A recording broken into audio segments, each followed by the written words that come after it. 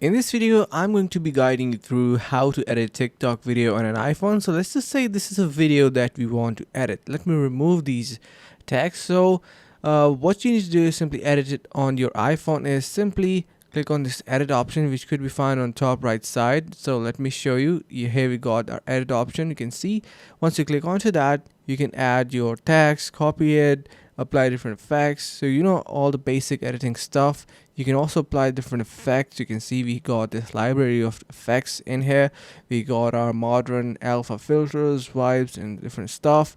So we can apply these filters, or if you want to apply any other effect, like for example text, you can do that as well. So this is how it works. You can see you can make cuts and splits like just I did, and it's gonna be working totally on your iPhone perfectly fine. So this is how you can edit TikTok video on an iPhone perfectly well. Thank you so much for watching. If this video was helpful, you can consider subscribing to our channel.